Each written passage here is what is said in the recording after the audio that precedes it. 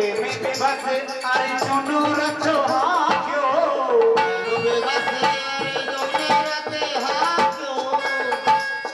भूल गए ठकुराई हो भूल गए भूल गए ठकुराई सबसे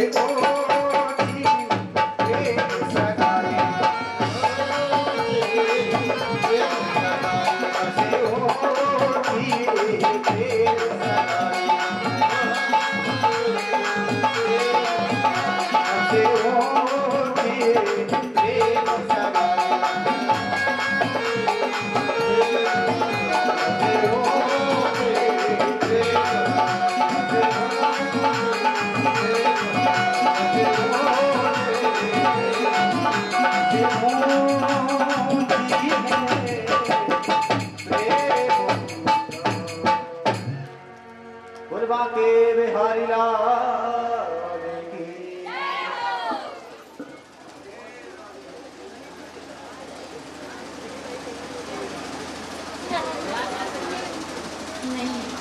श्री राधा बोलिए राधा रानी सरकार की। विधुरानी जब कृष्ण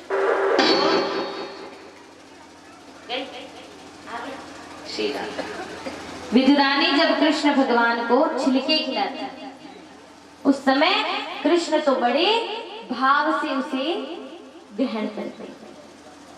विदुर जी जब बाहर से घर आते हैं और देखते हैं कि विधुरानी भगवान को छिलके का भोग लगा रही है तो वे हाथ से छिलके छीन लेते हैं।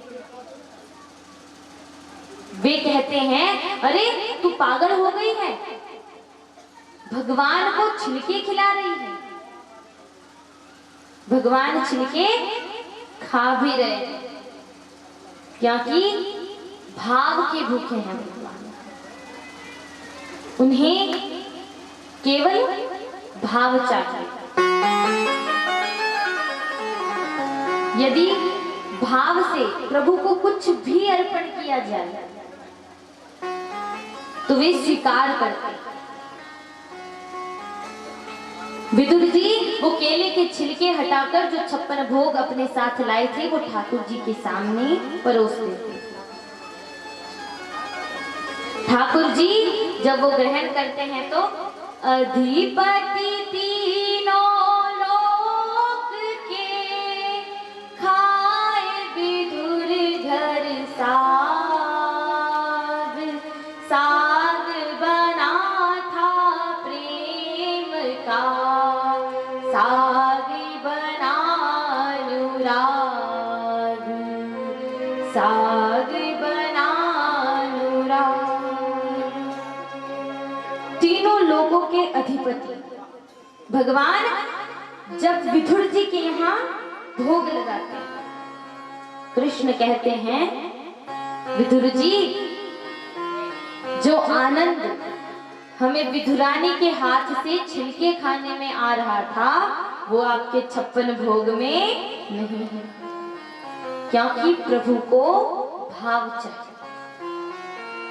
जब कभी अपने घर पर कुछ अच्छा बनाया करो या चाहे कुछ भी बनाओ तो ठाकुर जी को भोग लगाओ, वो भी भाव से कि ठाकुर जी ग्रहण करना इसको पाना, तब कृष्ण पाएंगे। जब बार बार विनती करोगे तब जाकर कृष्ण एक बार कभी भोजन पाएंगे। यशोदा जी पीछे दौड़ दौड़ कर भोजन करवाती थी तब कृष्ण भोजन पाते थे। विदुर जी पर कृपा करके जब कृष्ण फिर से गए, अब महाभारत का युद्ध शुरू हुआ। युद्ध में 99 कौरव मारे गए। अब पीछे केवल एक बचा था दुर्योधन। दुर्योधन अब अपनी मृत्यु से भयभीत होने लगा क्योंकि जिसके कर्म अच्छे नहीं हैं वो मृत्यु से डरेंगे। उनके मन में हर समय ये भाव रहेगा कि जब मैं मरूंगा तो मेरी गति क्या होगी।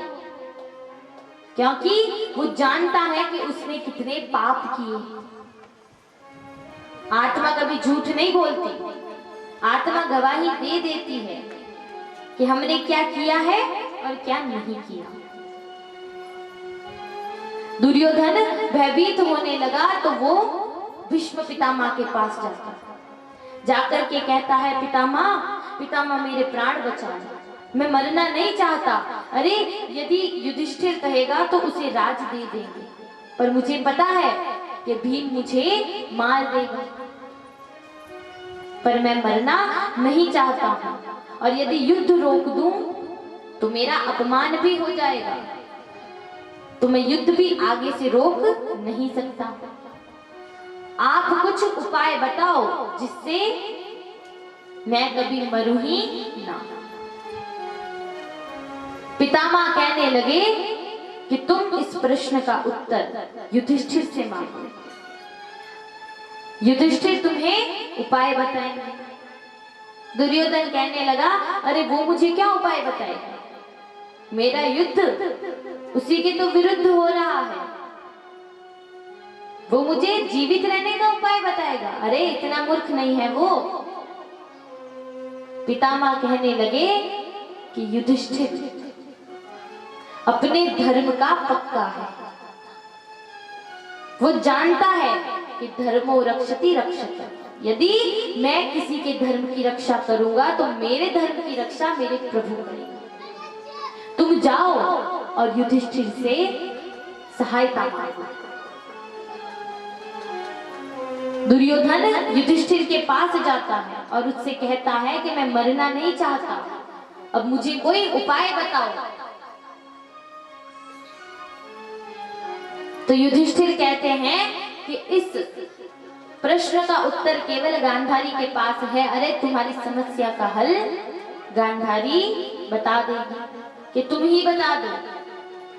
युधिष्ठिर जी कहते हैं कि यदि तुम्हारी माँ अपने नेत्र से पट्टी खोलकर तुम्हारे जिस अंग पर दृष्टि डालेगी वो अंग वज्र का हो जाएगा, वज्र अर्थात पत्थर का हो जाएगा। वो शिव भक्तिनी है और अपने पति के प्रति निष्ठा रखने वाली है, तो उसके धर्म के बल पर तुम्हारे प्राण बच सकते हैं। ये बात सुनकर दुर्योधन गांधारी के पास जाता है और जाकर के कहता है, क्या यह बात सत्य है? गांधारी कहती है, हाँ ये बात सत्य है। दुर्योधन कहने लगा, यदि आप ही मुझे बता देती तो मुझे युधिष्ठिर के पास नहीं जाना पड़ता। आपने मुझे नहीं बताया तो मुझे युधिष्ठिर के पास जाकर के ये पूछना पड़ा। अब जो हुआ सो हुआ, आप मुझे बताओ कि मुझे क्या करना है। गांधारी कहने लगी कि तुम सवेरे 4 बजे नहाकर यहाँ आ जाना, पर ध्यान रहे तुम्हारे तन पर एक धागा भी नहीं होना चाहिए। दुर्योधन ने कहा, ठीक है। सवेरे आज जल्दी उठकर नहाकर दुर्योधन जब गांधारी के पास जाने लगता है तो कृष्ण भगवान पूरी रात नहीं सोए, क्योंकि जो प्रभु का चिंतन करता है प्रभु उसकी चिंता करते हैं। पांडव हर समय कृष्ण का चिंतन करते थे, तो पांडवों को खुद की चिंता नहीं थी, कृष्ण को उनकी चिंता थी। कृष्ण अब पूरी रात जागते हैं और जब दुर्योधन नहाकर बिना वस्त्र के गांधारी के पास जाने लगता है तो ठाकुर जी आ जाते हैं, अरे दुर्योधन कहाँ जा रहा है? अब दुर्योधन शर्म के मारे अपना शरीर छिपाने लगता है। कृष्ण कहते हैं, अरे रे रे इतना बड़ा हो गया, तुझे शर्म नहीं आती? इस प्रकार से घूम रहा है, अरे वस्त्र तो पहन लेता। दुर्योधन कृष्ण से कहता है, केशव मैं तो अपनी माता के पास जा रहा हूं, उन्होंने मुझसे कहा है कि जिस अंग पर उनकी दृष्टि पड़ेगी वो वज्र का हो जाएगा। तो मुझे बिना वस्त्रों के ही बुलाया है। कृष्ण कहने लगे कि तू अपनी माता के पास ऐसे जाएगा? कहा, अरे मूर्ख, तू इस प्रकार से जाएगा तो क्या तुझे लज्जा नहीं आएगी? दुर्योधन कहने लगा, अरे माता से कैसी लज्जा, उसी ने तो बड़ा किया है, वो तो सब जानती है, अब उसके सामने क्यों मैं लज्जा दिखाऊं? अरे दुर्योधन, उस समय तू छोटा था, पर अब तू बड़ा है, तुझे वस्त्र पहनने से मना किया है, पर पत्ते लपेटने से तो नहीं किया। कहा नहीं, तो कह तू पत्ते लपेट कर जा। दुर्योधन बातों में आ गया और पत्ते लपेट कर चला जाता है।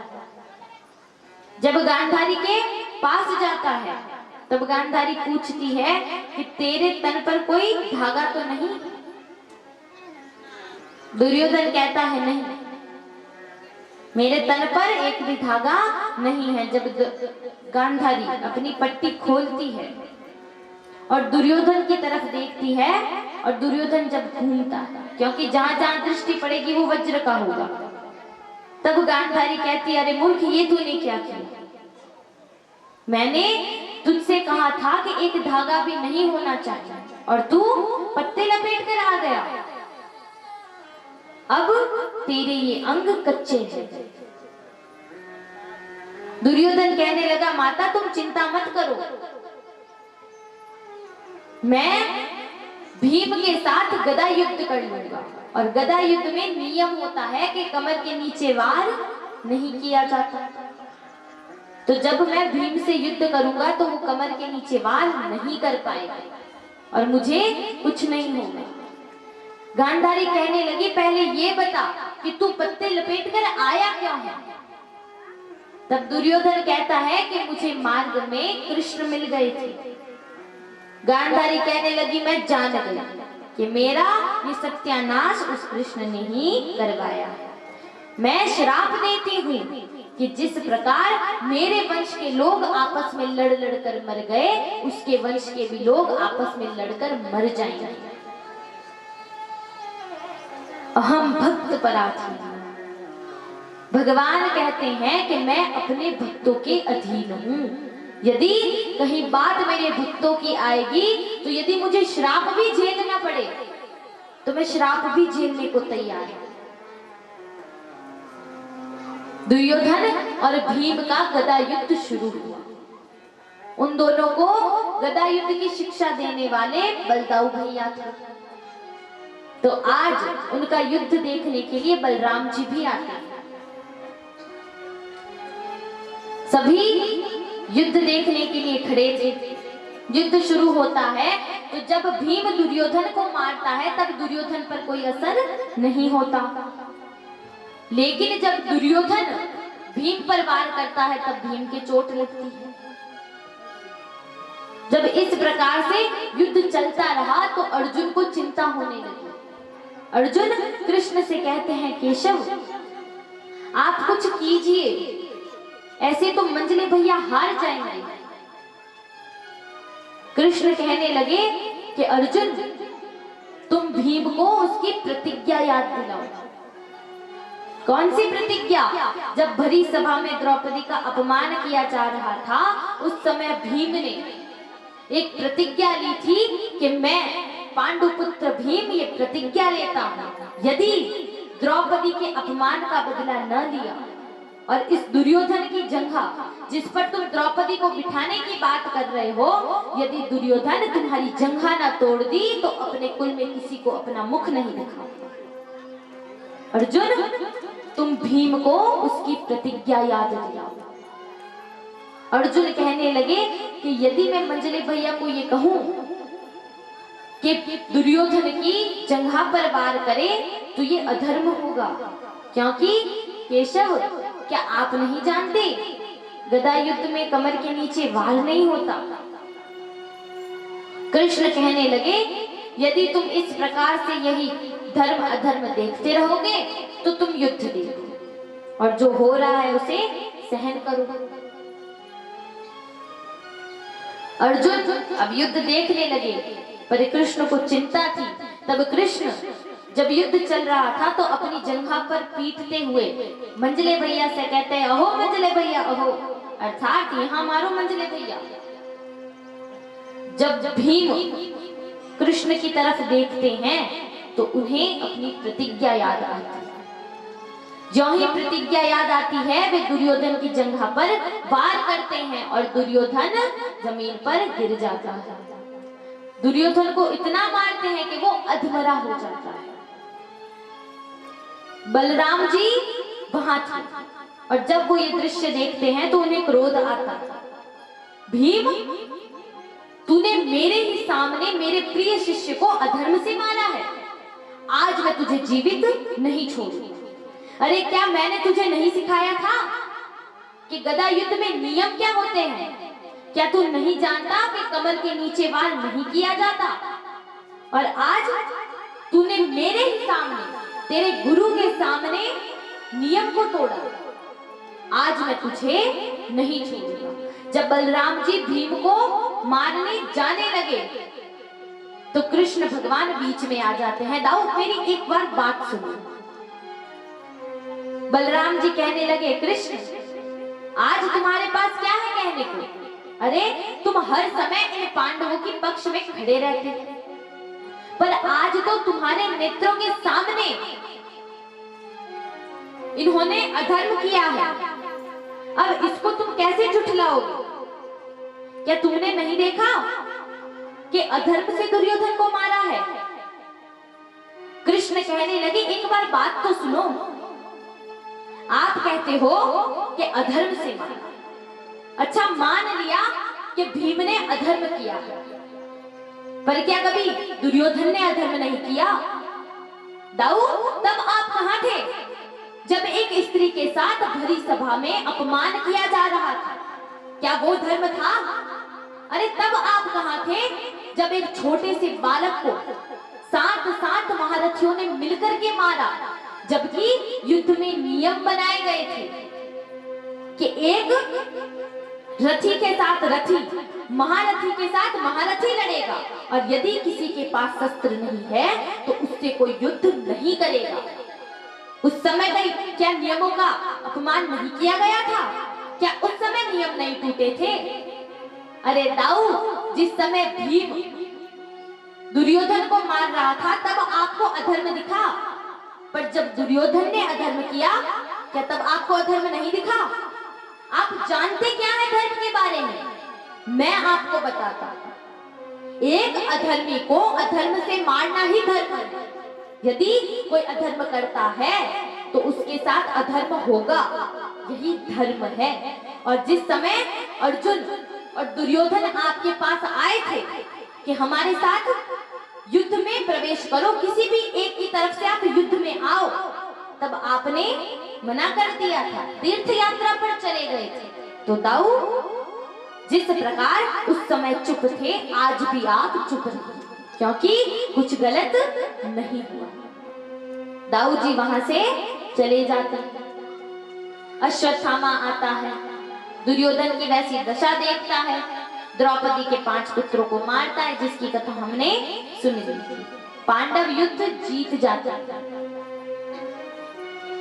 अब पांडव युद्ध जीत गए तो कृष्ण कहने लगे कि अब मैं द्वारका जाऊंगा।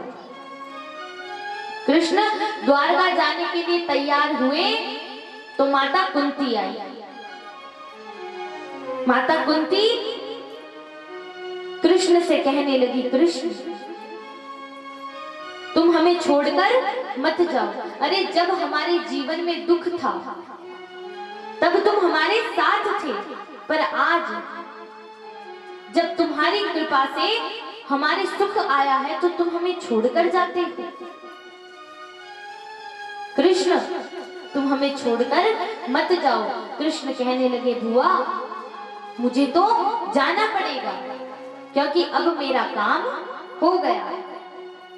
जिस कार्य के लिए मैं आया था वो पूर्ण हो गया है, अब मैं यहाँ नहीं रुक सकता।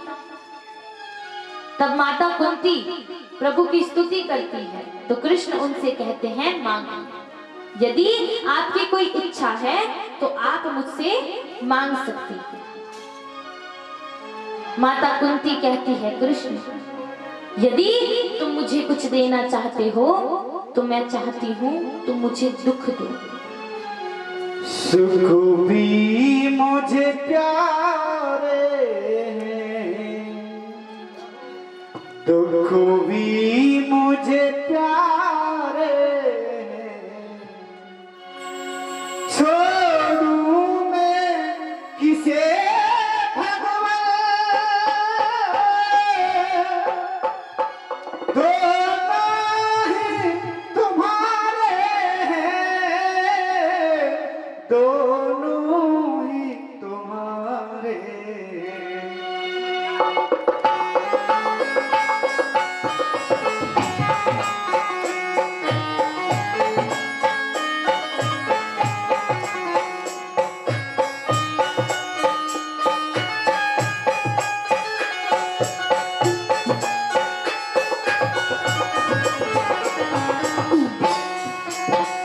सुख भी मुझे प्यारे हैं, दुख भी मुझे प्यारे हैं, छोड़ूं मैं किसे भगवान, दोनों ही तुम्हारे हैं, दोनों ही तुम्हारे हैं।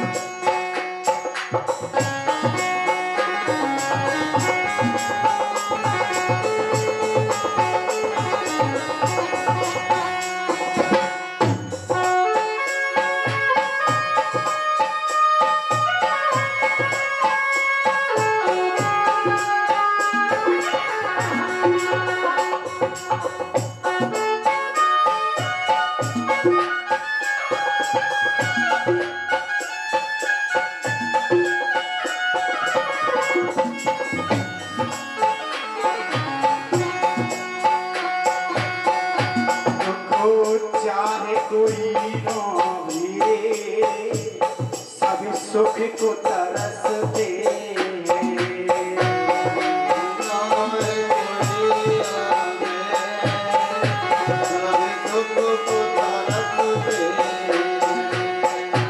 सुख में सब हंसते हैं, दुख में सब रोते हैं।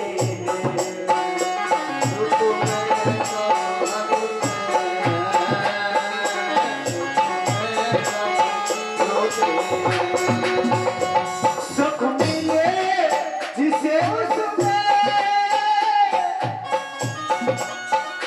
सुख मिले जिसे उसमें, दुख भी तो सहारे,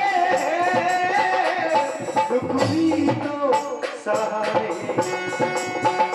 छोड़ो में किसे भगवान,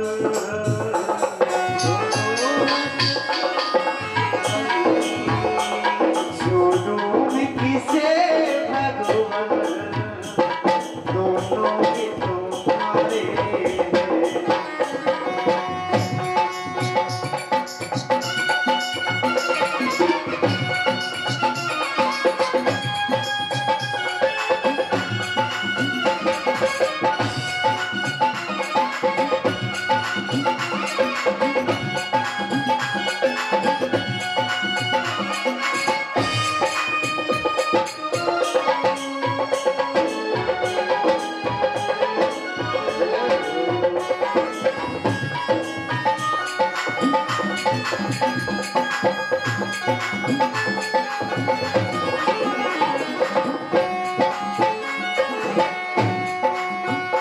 मैं कैसे कहूँ मुझको, ये दे दो, ये दे दो,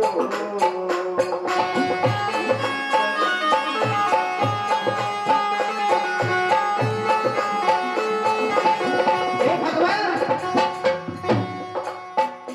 मैं कैसे कहूँ भगवान, ये दे दो, वो दे दो,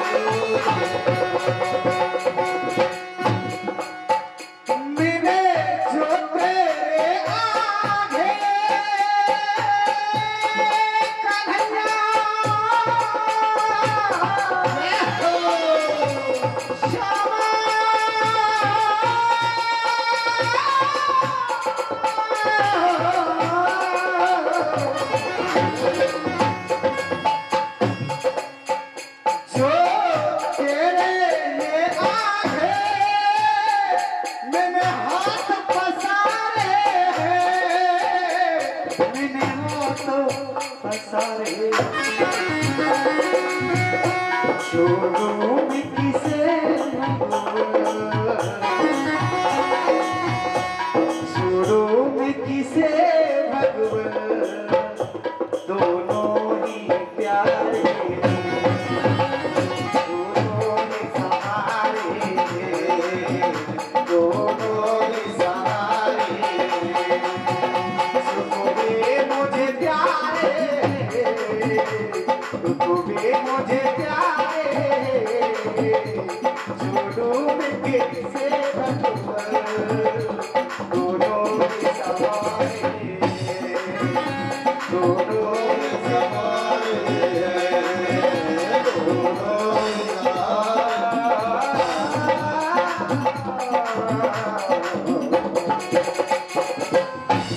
दोनों ही भगवान जय हो श्री राधा। कृष्ण भगवान जब माता कुंती से कहते हैं कि आप कुछ मांगिए जो आपकी इच्छा हो,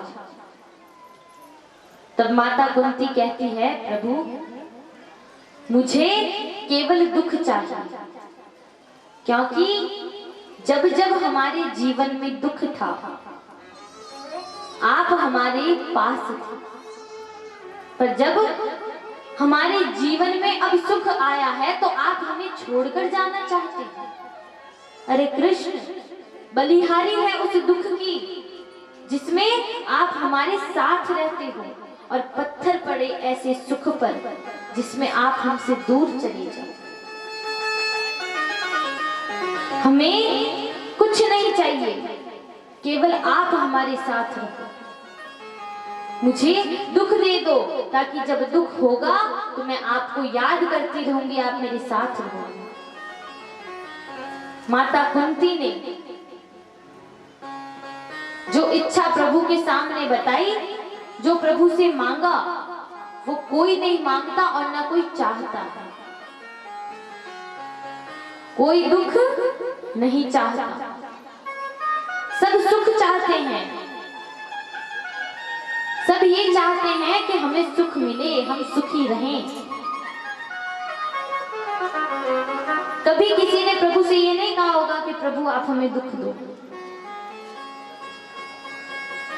इस बात में बहुत रहस्य है, प्रभु की कृपा है कि दुख सहन कर लेंगे पर आपका विरह सहन नहीं होगा, आपसे दूर नहीं रह पाएंगे।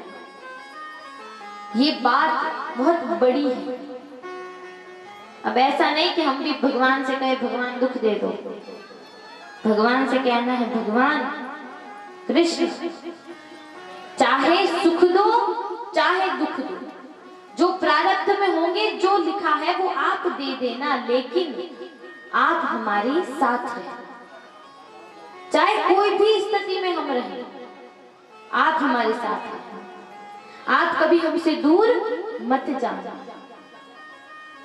जब कभी भगवान के सामने खड़े हो तो उनसे हाथ जोड़कर यही प्रार्थना करना, प्रभु ये जीव अज्ञानी है, इसमें पकड़ नहीं है।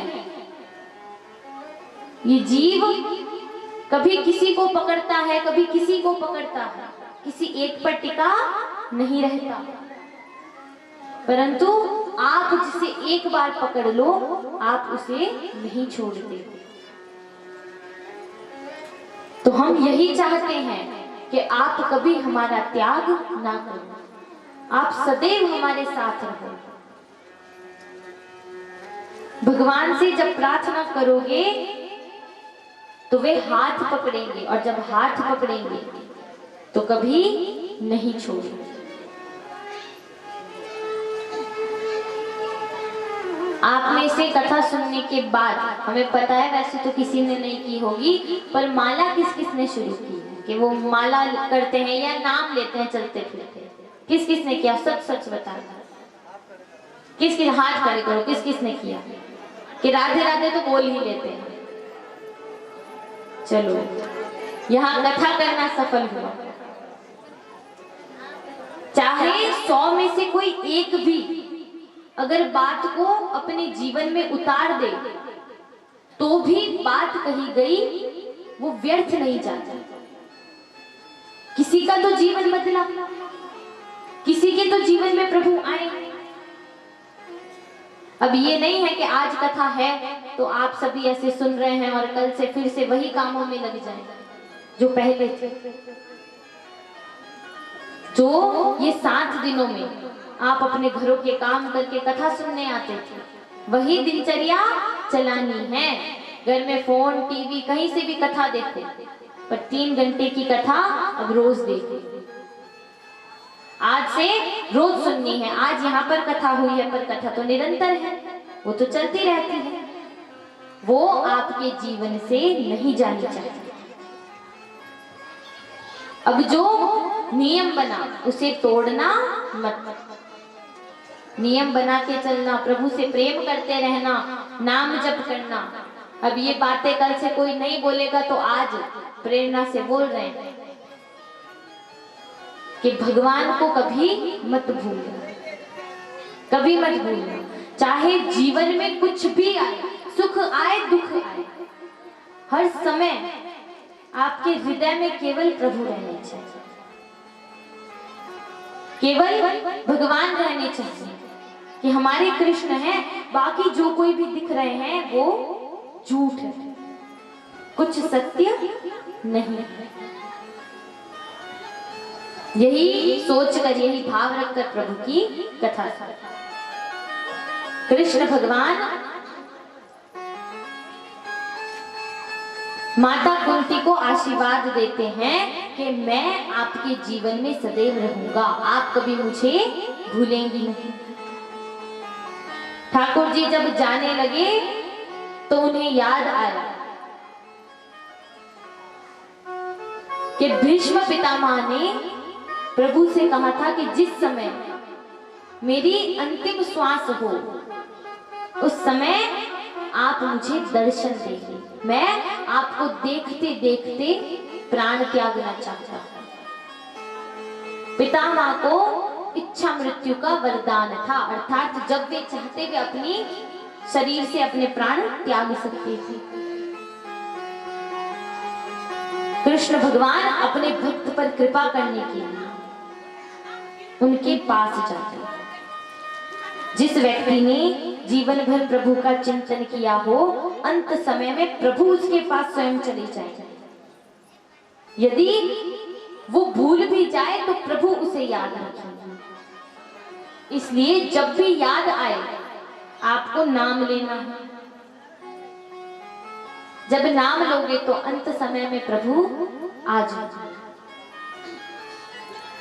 कृष्ण भगवान जब पांडवों के साथ, द्रौपदी के साथ भीष्म पितामह के पास जाते हैं तो आज धराशाही हुए कुरुकुल के सरताज, इनको अभिवादन करे सारा वीर समाज, सारा वीर समाज। भीष्म पितामह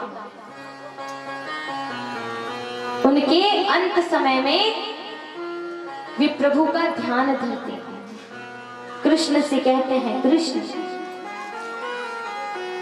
मेरे मन में अब किसी प्रकार की कोई इच्छा नहीं है, केवल एक इच्छा है कि अब आप आ जाओ। जब प्रभु का ध्यान धर रहे थे तो उस समय कृष्ण उनके पास आ जाते हैं। कृष्ण उन्हें दर्शन देते हैं। भीष्म पितामह अब युधिष्ठिर को उपदेश देते हैं। प्रभु के दर्शन करते हैं। उस समय पितामह युधिष्ठिर से कहते हैं, युधिष्ठिर तुम अब राजा बनोगे और राजा का पहला धर्म होता है कि वो अपनी प्रजा को अपनी संतान के समान समझे, उसे अलग ना समझे। पहला तो तुम्हारा धर्म है तुम अपनी प्रजा को अपनी संतान समझना, और दूसरा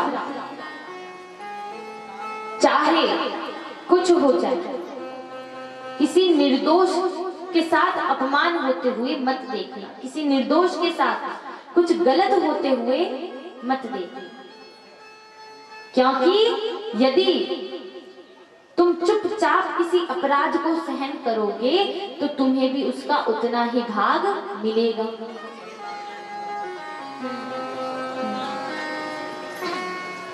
तो तुम्हें भी वही अपराध भोगना पड़ेगा, उसका पाप तुम्हें भी लगेगा। तो कभी किसी के साथ कुछ गलत हो तो तुम्हें उसके खिलाफ बोलना है। इतनी सी देर में द्रौपदी जी हंसने लगी।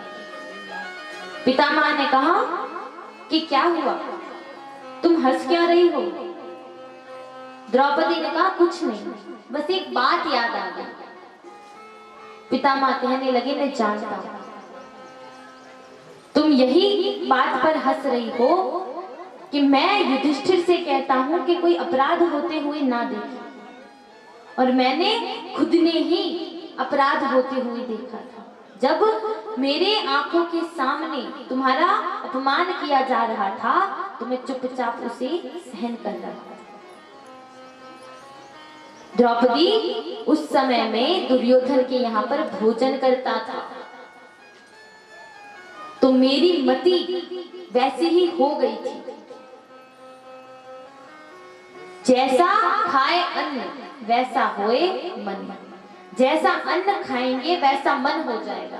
इसीलिए हर किसी के यहाँ पर जाकर जिनका आचरण सही नहीं है उनके वहां भोजन नहीं करना चाहिए।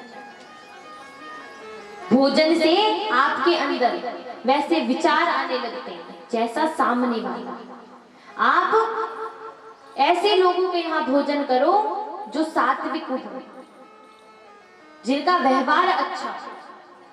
यदि अच्छे लोगों के यहाँ भोजन किया जाए तो प्रवृत्ति भी अच्छी होगी। पितामह अब उपदेश देते हैं, द्रौपदी से क्षमा मांगते हैं और कृष्ण से कहते हैं प्रभु जब तक मैं प्राण न त्यागूं मेरे सामने खड़े रहना, कहीं जाना मत।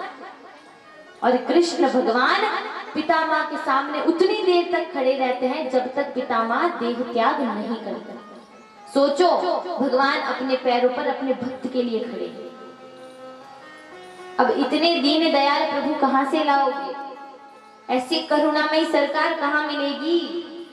वो एक ही हैं हमारे प्रभु। अब चाहे किसी में भी आस्था हुआ, जिसमें आस्था है वो प्रभु, केवल उन्हीं से प्रेम करो। संसार के लोगों के बारे में ये विचारधारा छोड़ दो कि जब आवश्यकता होगी तब वो साथ देंगे या वो हमारे लिए खड़े रहेंगे। न तो कोई साथ देने वाला है न कोई साथ खड़े रहने वाला, सब कोई छोड़कर जाने वाले हैं। तो प्रभु से रिश्ता बनाओ, बाकी सबसे तोड़ना है। अब ये नहीं कि घर गृहस्थी से तोड़ दो। रिश्ता तोड़ने का अर्थ है कि मन से त्याग, कि मैं स्वतंत्र हूं और मेरा कोई नहीं है। कुरुक्षेत्र में देवकी और वसुदेव भी आते हैं। कृष्ण भगवान देवकी के 6 पुत्रों को उसे लौटा देते हैं, क्योंकि कृष्ण कहते हैं मांगिए आपकी क्या इच्छा है। तब देवकी कहती है मेरी और कोई इच्छा नहीं, केवल मैं अपने 6 पुत्रों को देखना चाहती हूँ जिन्हें कंस ने मार दिया। तब कृष्ण भगवान देवकी के 6 पुत्रों को उसे लौटा देते हैं। और जब वासुदेव जी से पूछते हैं कि आपको क्या चाहिए, तब वासुदेव जी कहते हैं मुझे ब्रह्म ज्ञान कि चाहे कैसी भी स्थिति हो मैं आपको न भूलूं, मेरा ध्यान केवल प्रभु में लगा है। प्रभु उनकी इच्छा पूर्ण करते हैं और अब द्वारका आ जाते हैं। जब कृष्ण द्वारका आते हैं तो उनसे मिलने के लिए उनके एक मित्र आते हैं सुदामा। सुदामा जी की झांकी के आप सभी को दर्शन होंगे कुछ ही देर में, तो पहले उनकी कथा का श्रवण करेंगे। झांकी आएगी, झांकी का पूजन करके अपने अपने स्थान पर बैठ जाना। उसके बाद में जो आगे की कथा है, जहां राजा परीक्षित की परम गति होगी, वो आपको सुनाई जाएगी।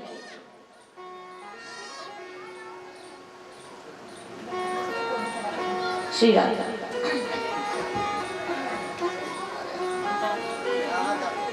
श्री राधा।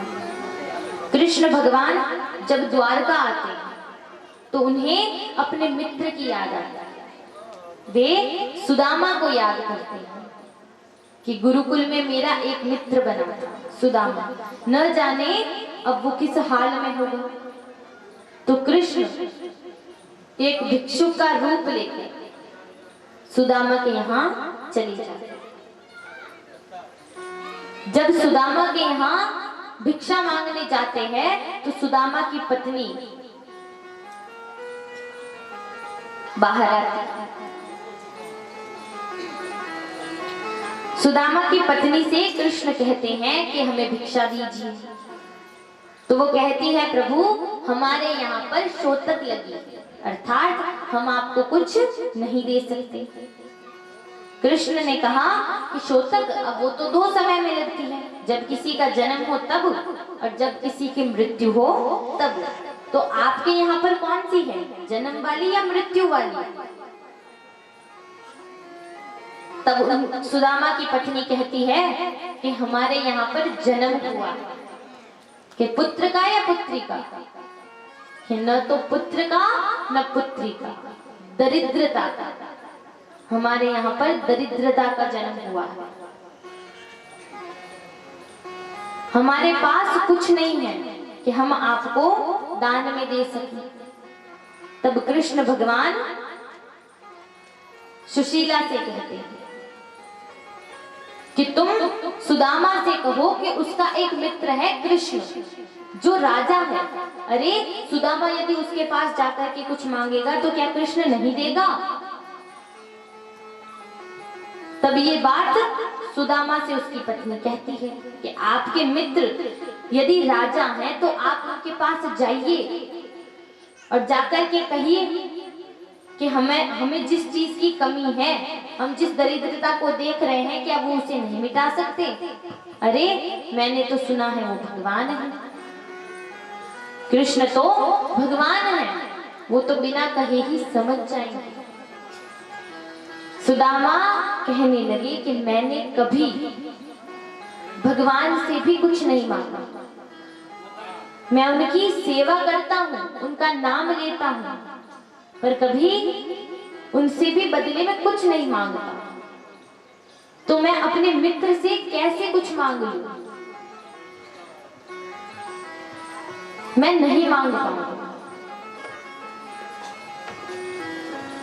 सुशीला कहने लगी कि आपको कुछ मांगने की आवश्यकता नहीं है, आप केवल उनके पास चले जाइए, वो भगवान है, वो सब कुछ जानने वाले हैं, केवल आपको देखकर समझ जाएंगे। आप बस एक बार उनके पास चले जाओ। तब सुदामा इतना आग्रह सुनकर कृष्ण के पास जाने के लिए तैयार होते, पर कहते हैं कि जब कहीं आप जाओ किसी के यहाँ तो खाली हाथ नहीं जाना चाहिए, कुछ न कुछ अपने साथ लेकर जाना चाहिए। तब सुशीला कहती है कि आप खाली हाथ जाएंगे? अरे आप अपने मित्र से मिलने जा रहे हैं और वो भी इतने समय बाद, खाली हाथ जाएंगे अच्छा नहीं लगता, आप अपने साथ कुछ ले जाइए। रुकिए मैं कुछ लेकर आता। अब घर पर तो कुछ उनके था नहीं, तो कहीं से मांगकर 3 मुट्ठी तंदुल लेकर के आई। ला करके जब सुदामा को दिए तो कहने लगी ये आपके मित्र को दे दे। सुदामा के पास कुछ भी नहीं था और वो जो चावल थे वो भी मांग कर लाए थे, अर्थात वो सुदामा का सर्वस्व था। जब जीव अपना सर्वस्व लेकर प्रभु के चरणों में समर्पित कर देता तब प्रभु अपना सर्वस्व उसे दे देते। सुदामा जब अपने यहाँ जो चावल थे वो लेकर के कृष्ण के पास जाता है उनसे मिलने। सुशीला उस समय ये देखती है कि उसका पति बहुत कमजोर है, चला नहीं जा रहा, तो उसे डर था कि न जाने क्या होगा। तो वो मन में एक प्रतिज्ञा लेती है कि जब तक मेरे पति घर नहीं लौटते मैं न तो अन्न का एक दाना ग्रहण करूंगी और न जल पीऊंगी। सुदामा जी जब कृष्ण से मिलने गए, हरि दूर नगरे बड़ी दूर नगरी, कैसे जाऊं मैं कन्हैया, कैसे आऊं रे कन्हैया, तेरी दूर नगरे बड़ी दूर नगरी।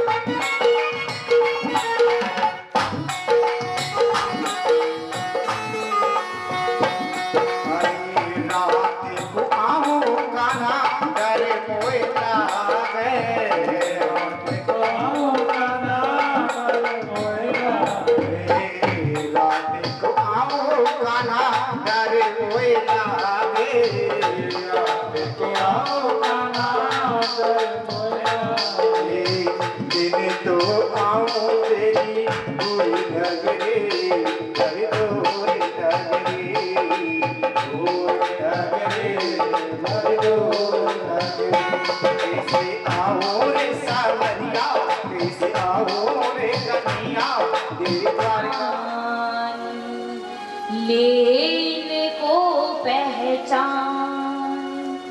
प्रभु ने अपना स्वरूप विशाल कर दिया और जिनके पास उन अंधों की सभा में नेत्र थे उन्हें तो प्रभु ने दर्शन दे दिए, पर जो नेत्र जिनके पास होकर भी जो अंधे बन रहे थे, अर्थात जिन्हें सब पता था कि जो कुछ हो रहा है वो गलत है, परंतु उसके खिलाफ जिसने आवाज नहीं उठाई वे नेत्र के होते हुए भी अंधे। जो गलत करता है, जो कोई पाप करता है, कोई चोरी करता है तो उसे तो पाप लगता ही है, लेकिन उससे अधिक दोष उसे देखने वाले को लगता है जो देखकर भी चुप रहे। ठाकुर जी कहेंगे इसकी बुद्धि तो घास चरने गई थी, इसने तो चोरी कर ली, इसको तो दंड मिलेगा, पर तू जब देख रहा था तुझे पता था कि ये गलत है, तब तूने कुछ क्यों नहीं बोला, तब क्यों चुप रहा।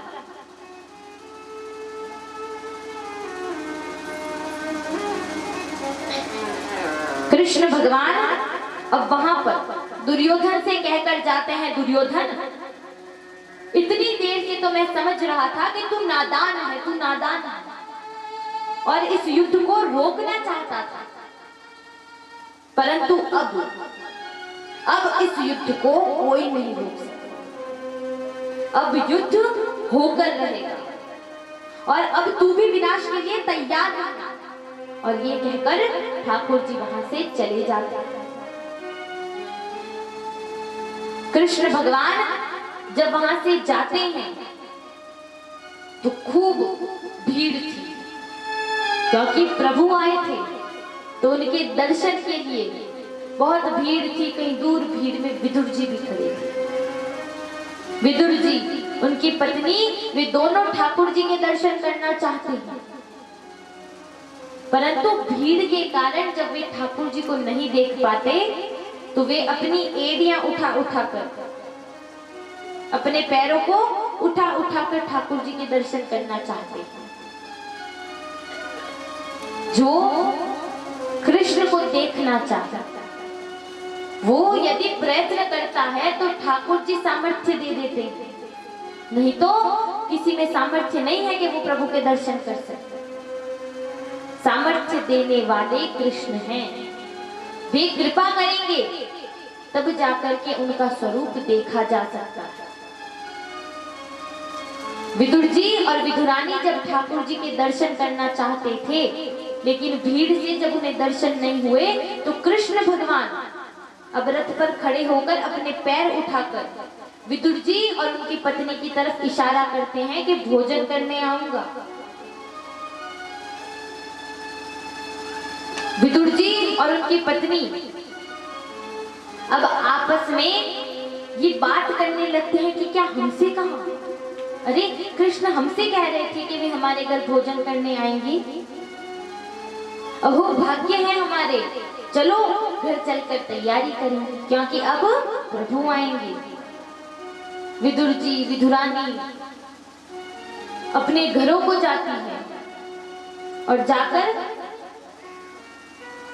वहां साफ सफाई इत्यादि करके तैयार होकर बैठ जाते हैं। विदुर जी अब ठाकुर जी के लिए कुछ भोग लेने जाते हैं कि अब कृष्ण भगवान जब आएंगे तो उन्हें भोजन क्या करवाएंगे, क्योंकि घर में कुछ था नहीं। विदुर जी जब बाहर गए तो विदुरानी अपने घर की दहलीज पर बैठी है, ठाकुर जी का इंतजार कर रही है। विदुरानी अपनी आंखों से कृष्ण को जब देखना चाहती थी तो मानो उसकी आंखें ये गा रही हो कि आंखों को इंतजार है सरकार आपका,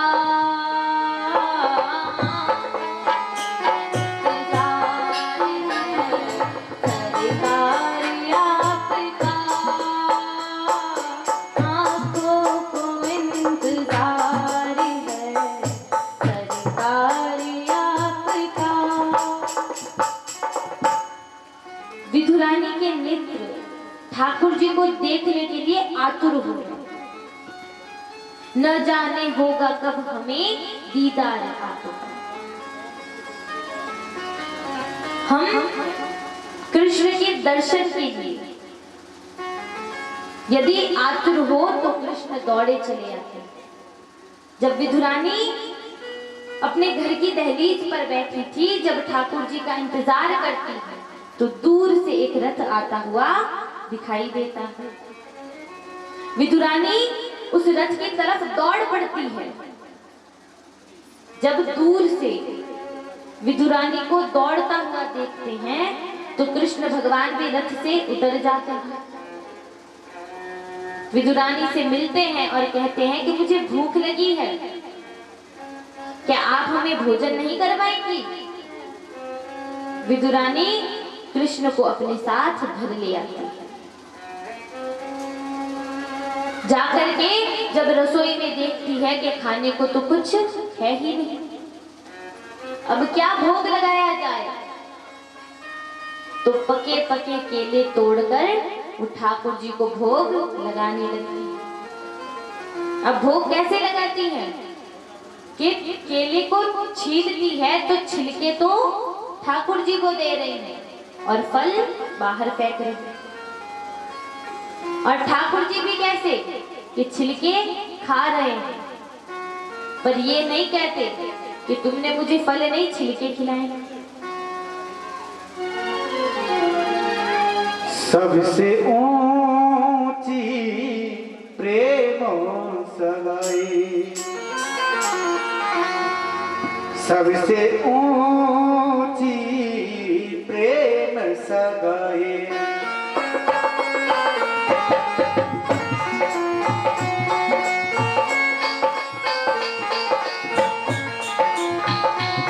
सबसे ऊंची प्रेम सगाई,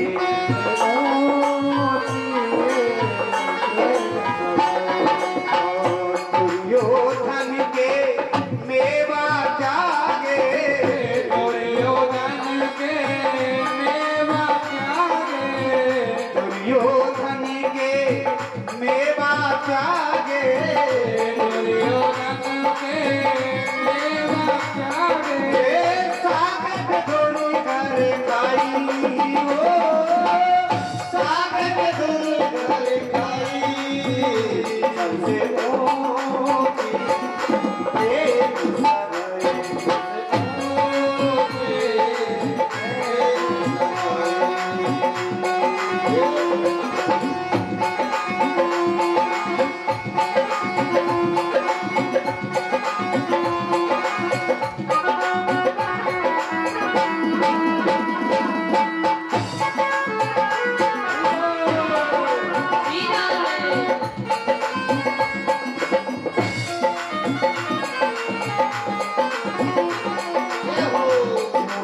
फल सब रीके खाए,